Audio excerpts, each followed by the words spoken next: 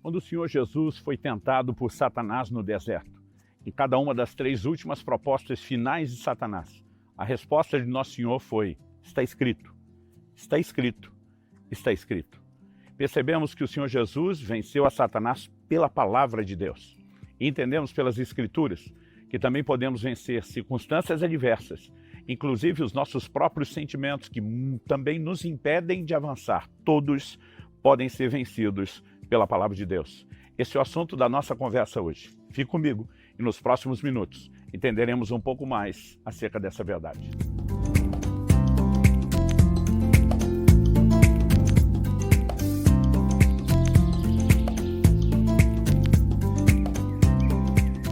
Estou hoje em Santana do Cariri, no Ceará, no Geossítio Pontal da Santa Cruz, passando para trazer mais uma palavra ao seu coração. E a ideia hoje, como dito há pouco, é falar a respeito de como podemos vencer pela palavra de Deus. E o texto que queremos usar tanto como ponto de partida, como trilho da nossa reflexão, é Abacuque, capítulo 3, dos versículos 17 a 19, que diz: ainda que a figueira não floresça, nem haja fruto na videira, ainda que a colheita da oliveira decepcione e os campos não produzam mantimento, ainda que as ovelhas desapareçam do aprisco e nos currais não haja mais gado, mesmo assim, eu me alegro no Senhor e exulto no Deus da minha salvação. O Senhor Deus é a minha fortaleza. Ele dá aos meus pés a ligeireza das costas e me faz andar nas minhas alturas. Esse cântico de Abacuque, que são palavras proféticas, liberadas debaixo da inspiração do Espírito Santo, tem muito a nos comunicar e a nos ensinar. E uma das características que me chama a atenção é quando ele relaciona o fato, usa essa alegoria dizendo que Deus me dá pés como os da corça. A corça tem a capacidade de galgar os lugares altos, não apenas atrás de mantimento, mas muitas vezes é também uma forma de fugir dos seus predadores. Particularmente eu gosto dessa figura porque ela apresenta um andar vitorioso, acima dos problemas, acima das circunstâncias. A palavra de Deus, ela nos apresenta várias, recorrentes promessas de vitória.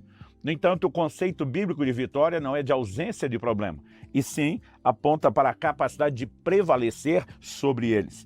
E uma das coisas que nós precisamos entender quando falamos de vencer pela palavra é que Abacuque está dizendo que, embora todas as circunstâncias à volta possam se tornar desfavoráveis, numa época onde tudo dependia da agropecuária, ele está falando dos recursos de colheita não serem suficientes, ele está falando de problema com o gado, em outras palavras, ele está dizendo tudo aquilo no qual eu posso me apegar e confiar, ainda que se torne desfavorável. Ele está dizendo, ainda assim, todavia, apesar disso, eu me alegrarei. Quando eu e você aprendemos a ser guiados pela palavra de Deus e não pelas circunstâncias, nós encontramos o que o Paulo classifica, o apóstolo Paulo classifica como segredo de não desanimar. Em 2 Coríntios 4,16, ele diz, por isso não desanimamos. Um dia alguém me perguntou, pastor, é possível viver acima do desânimo? Eu falei, é só considerarmos a declaração de Paulo em 2 Coríntios 4,16. Mas ele diz qual é o segredo de não desanimar. Ele diz, ainda que o homem exterior se corrompa de dia em dia, o interior, contudo, se renova de dia em dia. Ele está dizendo que a chave é não levar em conta o que acontece do lado de fora, e sim o fortalecimento que Deus proporciona do lado de dentro. Quando você chega no verso 18 de 2 Coríntios 4, que é a continuação do raciocínio, Paulo diz, não atentando nós nas coisas que se veem, e sim nas que não se veem. E diz, porque as que se veem são temporais, as que não se veem são eternas.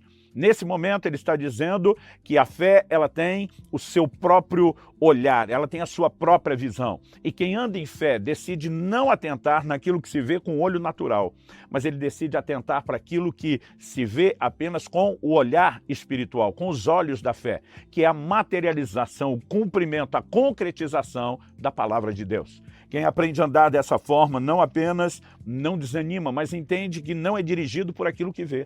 Em 2 Coríntios, capítulo 5, verso 7, Paulo diz que nós andamos por fé e não por vista. Se a fé é a convicção daquilo que não se vê, não dependemos daquilo que vemos. Então não importa se as circunstâncias estão favoráveis. Nós precisamos aprender a olhar para a palavra de Deus. O que é que ele disse a nosso respeito? Quais são as suas promessas? O que é que ele revelou? E é esse posicionamento de fé na palavra que pode mudar todas as circunstâncias. Até porque a fé vem por ouvir a palavra de Deus, por nos agarrarmos a ela, por levarmos a palavra de Deus a sério. A Bíblia diz que Abraão, ele esperou contra a esperança. Ele não desanimou por incredulidade, ele não se enfraqueceu por incredulidade, diz Romanos 4, de 19 a 21, mas se fortaleceu na fé, dando glória a Deus, sabendo que aquele que fez a promessa era fiel. Quando consideramos a palavra de Deus como algo mais real do que as circunstâncias que os nossos olhos veem, nós estamos trilhando um caminho que nos permite andar e viver acima do desânimo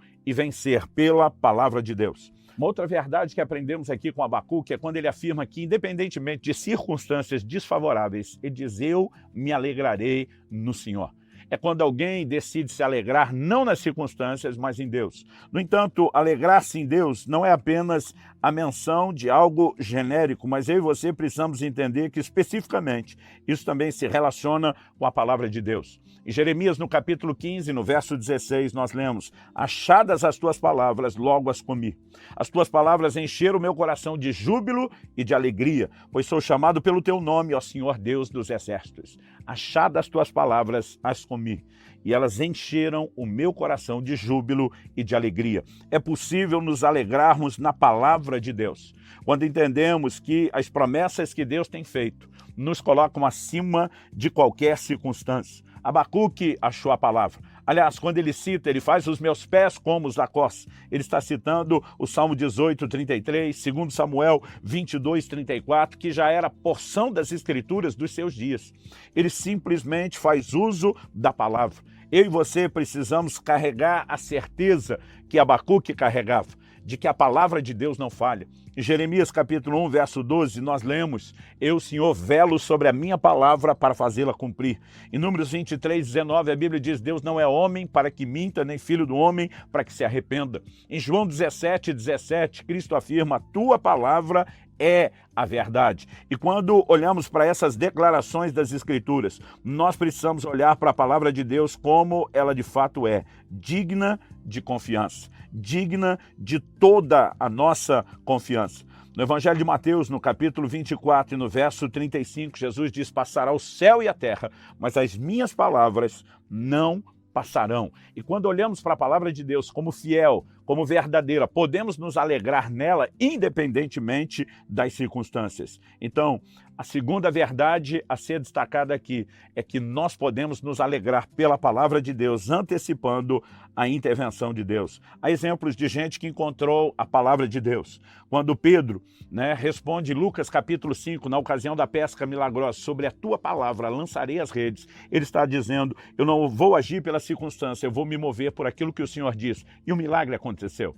Quando em João, no capítulo 2, no primeiro milagre que Jesus opera em Caná da Galileia, Maria vira para os serventes e diz: fazei tudo o que ele vos disser. Está dizendo: andar na palavra é a certeza de que viveremos milagres. Quando a Bíblia diz em Hebreus 11, 11, que Sara, que se torna milagrosamente a mãe de Isaac, a Bíblia diz que ela teve por fiel quem lhe fez a promessa. A fé que se baseia na palavra é aquilo que muda não apenas as circunstâncias, mas o nosso humor diante das circunstâncias. Em terceiro e último lugar, como mencionei que Abacuque está citando, ao mencionar, ele faz os meus pés como os da costa, como ele está citando uma porção da palavra de Deus. Algo que nós precisamos entender é que a fé sempre tem uma linguagem, a fé tem uma confissão.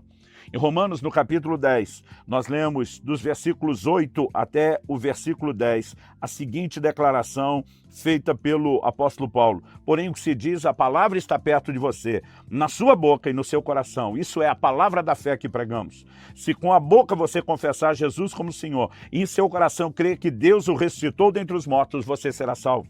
Porque com o coração se crê para a justiça e com a boca se confessa para a salvação. A palavra está na boca e no coração. No coração se crê, com a boca se confessa. E quando eu olho para esse princípio bíblico, eu percebo que ele se repete no ensino de Jesus. Em Marcos 11, 23 diz: qualquer de vocês que disser a esse monte, ergue-te, lança-te no mar, e não duvidar no seu coração, mas crê que se fará o que diz, assim será com ele. Jesus está falando sobre falar aos montes, aos problemas que surgem diante de nós, com o coração carregado de fé. A boca alinhada com a fé do coração, fazendo a devida devida confissão, isso vai produzir resultado. Em 2 Coríntios 4:13, a Bíblia diz que nós temos o mesmo espírito da fé. Por isso está escrito, eu criei, por isso falei. Paulo diz, nós também cremos, por isso também falamos. Quem crê, fala. E fala em linha com a palavra de Deus. Confessa a palavra de Deus. É assim que se resiste ao diabo. Em Efésios 6, nós lemos a respeito da armadura de Deus, mas a única arma que é de combate ofensivo, não defensivo, é a palavra de Deus. Ela estava na boca de Nosso Senhor quando na tentação resiste o diabo.